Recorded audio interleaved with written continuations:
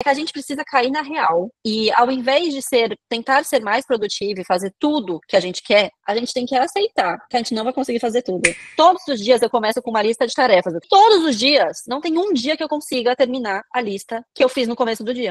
Hoje nós vamos falar sobre 4.000 semanas, Gestão do Tempo para Mortais, o 30º livro do Clube de Leitura da Claves.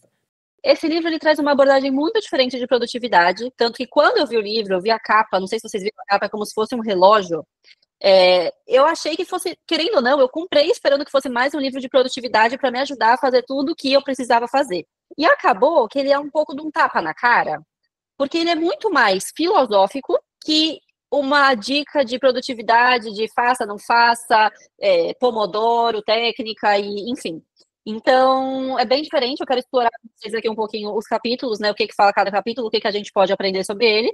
Então, vamos lá. O capítulo 1, ali, a introdução, ele já começa com uma frase de Sêneca, e a gente leu aqui na Claves também já sobre Sêneca, a brevidade da vida, onde ele fala assim, que o tempo que nos foi dado passa tão veloz e rapidamente que todos, salvo muitos poucos, encontram o fim da vida justamente quando estavam ficando prontos para viver.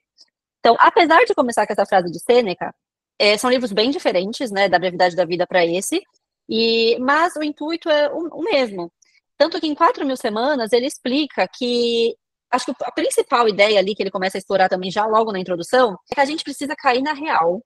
E ao invés de tentar ser mais produtivo e fazer tudo que a gente quer, a gente tem que aceitar que a gente não vai conseguir fazer tudo. E isso para mim, vocês me conhecem, né? Acho que a maioria que me segue, vê as coisas que eu faço, foi um choque, porque gente, talvez aí eu quero saber de vocês, quem se identifica? Todos os dias eu começo com uma lista de tarefas. Eu tenho aqui o meu.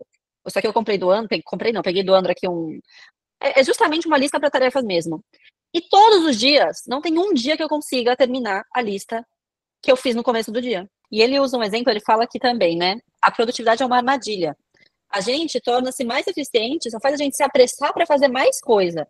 E além da parte aqui, né, da lista de tarefas que todas nós temos, eu acredito que tem um benefício em a gente escrever tudo que a gente tem que fazer, porque a gente ainda tem coisa para fazer, e confiar só na nossa memória, na nossa cabeça, da ansiedade e esquecimento, né?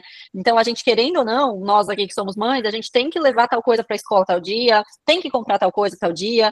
Então, a gente tem que encontrar a maneira. Eu acho mais fácil, assim, me dá menos ansiedade colocar na lista e saber que eu escrevi aqui e que eu sei que tem que ser feito, mas tem muitas outras coisas que são os pratinhos que a gente tem que deixar cair aí no meio do caminho. E eu não sei vocês, mas ele também falou isso no livro ali em algum momento, só saindo um pouco da ordem aqui, que é a questão de como a gente hoje tá tão sem paciência, né? Até para eu esperar a comida esquentar 60 segundos, para mim, oxe. Outro dia eu tentei entrar num site que demorou 1 segundo para entrar e eu também fiquei, ó, já vou sair desse site, que site ruim.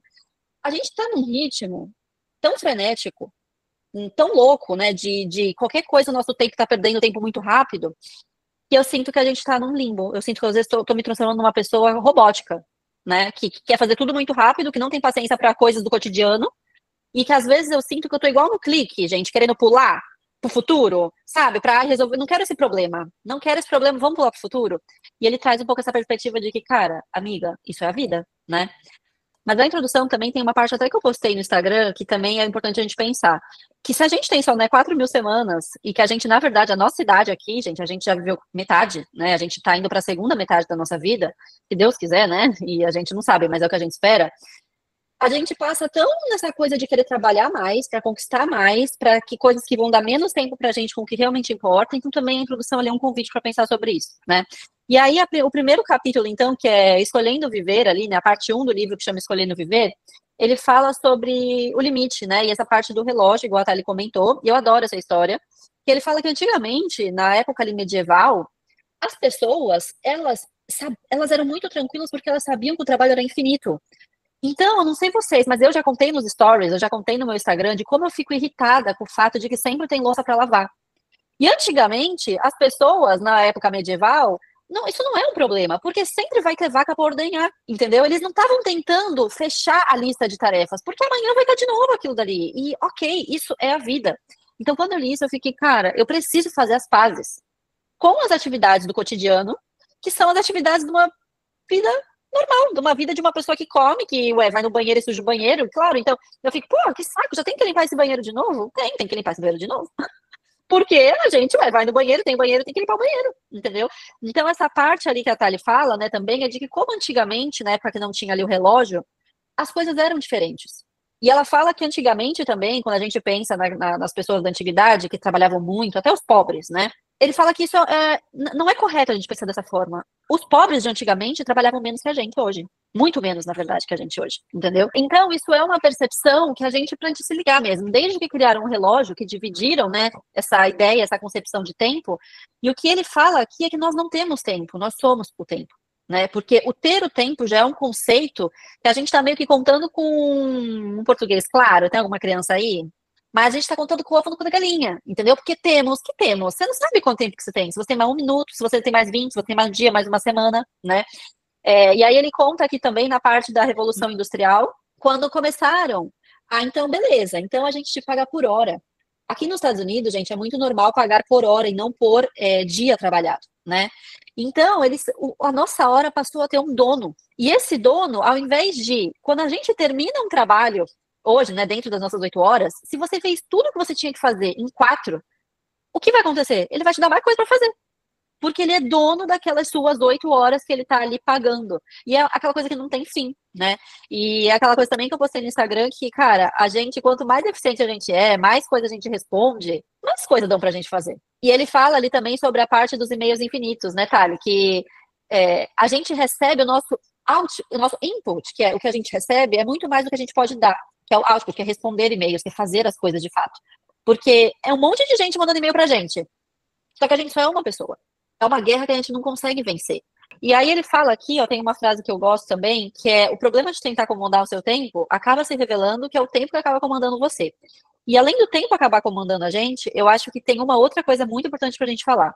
Que são, o Andrew fala muito isso aqui pra mim, que são quando as outras pessoas comandam o nosso tempo. Vocês já pararam pra pensar que quando a gente não dá uns freios e não aprende a falar uns nãos e colocar alguns limites, a gente passa a fazer o que os outros querem que a gente. A gente acaba entrando em qualquer reunião porque o outro quer que a gente entre, a gente acaba aceitando fazer trabalho que não é nosso porque o outro quer que a gente faça. A gente acaba não dividindo tarefas em casa, tomando o nosso tempo, né? Então eu vejo só também que o tempo, se a gente não controlá-lo, ele controla a gente e os outros controlam por nós, o nosso tempo. Então, o que ele fala aqui, ó, que no nosso ideal de cultura, tô lendo aqui, tá? É que somente você. Ah, esse é um outro ponto muito bom, gente, que esse também me pega, assim, ó, dá uns tapas na minha cara, porque eu quero controlar minha agenda. Veja aí, Cris, você deve me entender também, acho que a gente se entende nesse ponto. Que a gente quer controlar a nossa agenda sozinha, assim, eu vivo sozinha, uma andorinha voando no mundo e eu quero controlar minha agenda e tudo. Só que a gente vive em sociedade. A gente, além de tudo, tem colega de trabalho que também precisa entrar numa reunião com a gente, tem o marido, tem o filho. Então ele fala aqui, o nosso ideal de cultura é que somente você deveria controlar a sua agenda. Sua agenda é sua. Você que controla a sua vida. Faz o que você quiser, a hora que você quiser. Porque é assustador confrontar a verdade de que quase tudo que vale a pena fazer, desde o casamento até a paternidade e maternidade, negócios ou política, depende da cooperação com outros. E isso aqui, para mim, é muito difícil. Se você gostou do tema e acha que faz sentido se aprofundar nesse livro, a gravação completa já está disponível no portal da Claves, porque chique é ter conhecimento.